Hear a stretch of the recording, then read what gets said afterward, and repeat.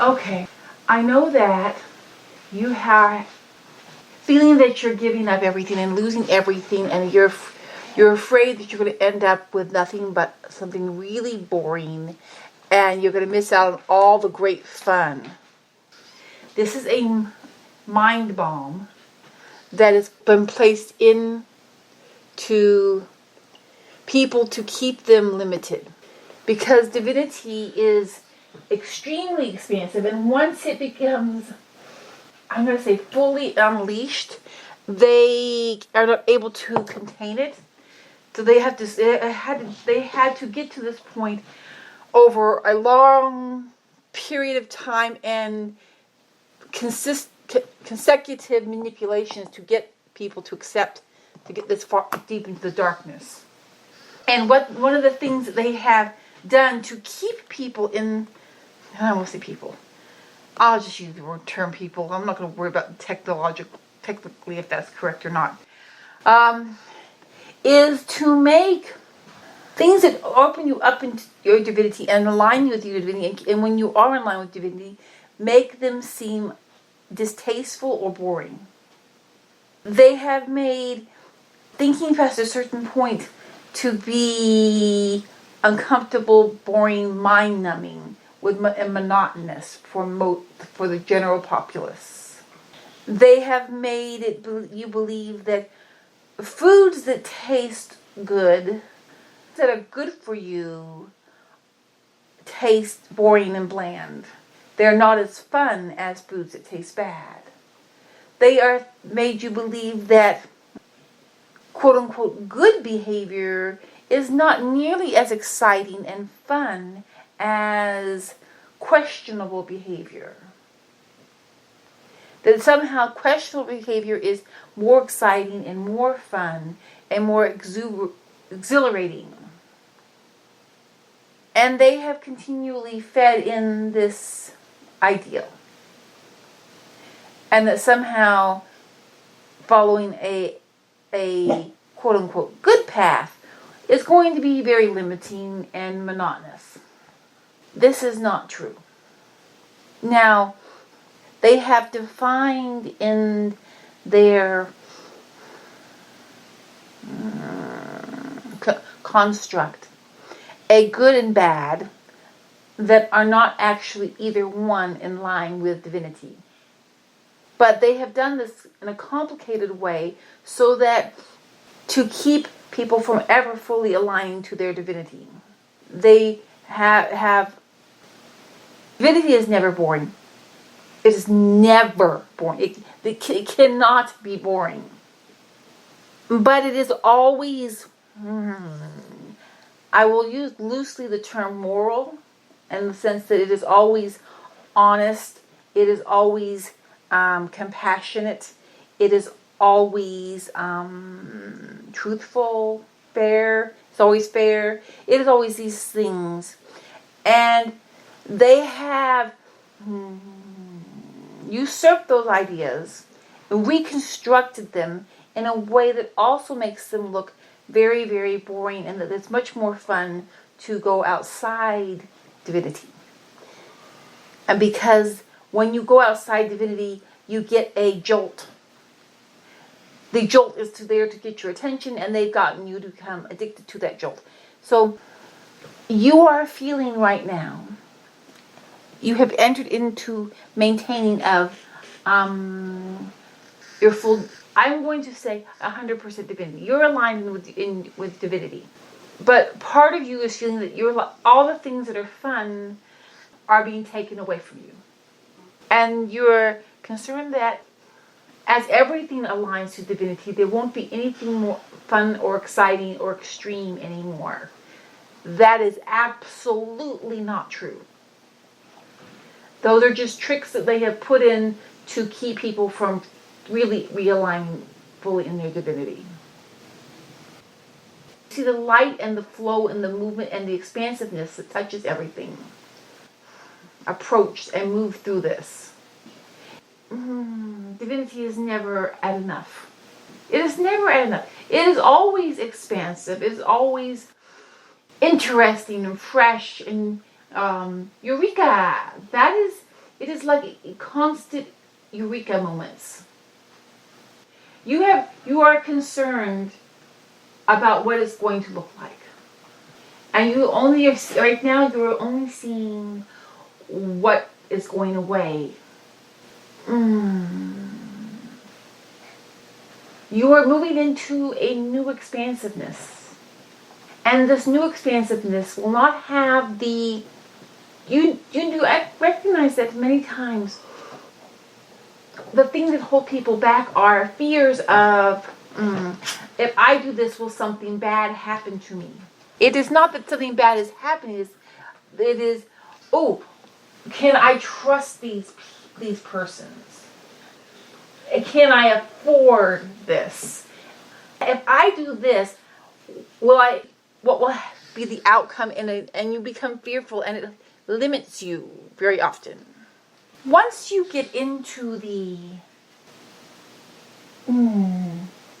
experiencing of the everything that is working in line with divinity, and the macrocosm of divinity is moving through all and expansive and growing and expansive, and the empathic quality of expansion is also taking place. Think of inspirations everywhere, and the inspirations are feeding other inspirations, and the inspirations are feeding other inspirations, and someone figures something out, and when they figure that out, then the inspiration ripple runs through all. This is where you are going into. It is not possible to be bored or limited in that experience. You're in the transition period of getting all those stuff out of the way that will cause blockages to divinity's ripples. Once the divinity ripples that were every spark of creation will be putting forth its own divinity ripples out. It'll be lighting up, moving, lighting up, fantastical. Right now there are so many blocks and dents and darkness that is preventing this free flow of positive divinity movement. Religious or we'll go with religious. There's other things too. We'll go with the religious concepts. Is that in order to enter into the paradise, you have to release and give up everything that you have, and that you cannot enter into the paradise until you release and give up everything that you have. But this is where I call on you to listen to your divinity. Does your divinity say that is right? So listen to your divinity. That is not what is in line with divinity. Why would that be in line with divinity? That is part of the concept of scarcity and limitedness. It keeps you in fear and holds you back. It holds you back from going into your fullest divinity because you're afraid you're going to lose those things that you have built and enjoy. Just recognize what those are. Recognize why they were constructed and fed to souls to keep them in their limited states and not be fully aligned with divinity and their fullest expansion. Allow, reawaken to your divinity. Allow its expression. Now, your expression, fullest divinity expression, is being limited somewhat by your environment, because in the darkness of the dark, there are still things that are putting up blocks, causing static. Like when you are on a cell phone and you go into a tunnel, and a deep tunnel, so that there comes a point where the cell signals will not reach the phone and the messages are not being heard clearly. And you may have some points where it's spotty, where you may get a few blips here and a few blips there. It is clearing, but you're not to the place where you're getting full messages, full expression. So you are not, even if you are at 100% divinity, your pets are at 100% divinity, I will say the trees and the around you are at 100% divinity, you would think, oh, well, then we should be doing really, really great. And you are, but you are still in the dark in that, and you will know this, there are many souls, things around you that are working against that expression of 100% divinity. Think of those as like tunnels or thick walls of a building that block out the full expression. You're moving into open sunlight where there will be nothing blocking you very soon. But we're acclimating you because all that information, if it flooded in instantaneously, could be overwhelming and may cause you to want to run and hide. So there has to be an acclimating process that is occurring, and you are going to love it. You are going to be open to the communications and the ability into the light, and it is going to only be coming positive because in that light and the brightness of divinity, that which is dark and causing constraint cannot exist. And just go with the flow. Allow it to free flow rather than resisting it. Recognize that feeling, that flow that's going through you. As you recognize a design or a pattern or an idea that you had not thought of before as a way to follow through each stage along the way, your excitement, your imagination is exploring and exploding, and you're trying and you're experimenting. Hold on to those patterns with moving through divinity. There is an exploring, there's an experimenting, there is an excitement and a creativity and an expansion. And adjust and one up and go a little farther. That is divinity. So moving into divinity, you are always going to be expanding and exploring new and better paths and trying this way and that way.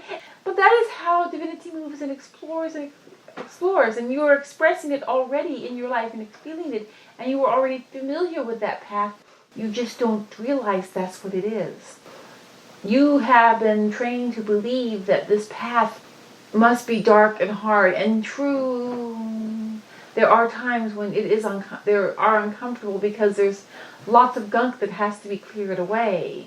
But just as when you have something that's very, very dirty, you may not even realize how dirty it is until you go to clean it. And when you go to clean it, you're like, oh my goodness, I didn't realize this gunk was this thick. I had forgotten that corner over there. Well, this is what is going on. You're clearing out the little corners. You're going inside, taking everything out of the cupboards, wiping down the cupboards, and sometimes in the back corners you'll find things you did, and you're like, oh, what is this doing here? I don't want that. I don't even like that. How did that even get here? And so you're cleaning it out, and that is what's going on now. You're finding some things sometimes that you don't even like. Maybe you didn't even put there. Someone else put there. And you're like, how did that get there? Who put that there? And it's like, you have to, and you get it out. And then it is gone. You do not have to be overly anxious that the path before will end up in a very beige, empty space. There will always be possibilities and creativity, exploring, explosions. That is the nature. And recognize when you feel I don't want to give these things up. Anything that is of you that is aligned with divinity will remain. But just as you believed when you were younger that some things were you, but you realized later on that they really weren't you, they were other people that have superimposed their likes and ideals upon you. You will sometimes find that as you're going through a process, there's something that you thought you loved a lot. You thought it was who you were, and then when you get to look at it really clear, you realize it wasn't. And when it's gone, you're like, oh, I feel so much freer and open now. Anything that is not in line with divinity is not going to be in line with you. What you are trying to do is build connections because of you want the empathic web. And you want to be part of that positive, nurturing, expansive, empathic web. And because you are in a limited place physically, it is there. It is already there. It is just that in the darkest of the dark, it is being highly constrained. And once you get out of this deep tunnel or cave, then you will be able to quickly access this and move through it quickly and have that which you have been seeking. In the darkest of the dark, the desire for this connectiveness has been usurped and booby-trapped, so that there are negative people, negative relationships, rules, things like this that make you to wish to constrict rather than expand. This is not going to continue on. It has been allowed long enough. There have been opportunities laid out, and every time an opportunity for a positive expansion is laid out, it is quickly tainted. So this is going to be taken care of along with when the God Havupat comes through. The God Havupat moves through. We're using that word. That is her expression, definition. That is not this is what is divinely called. It's just her own little funny word. But as that moves through, then you can just be, it will be open and free, and you will not have those anxieties about fairness or lies or negative intentions. Those things will not be or exist.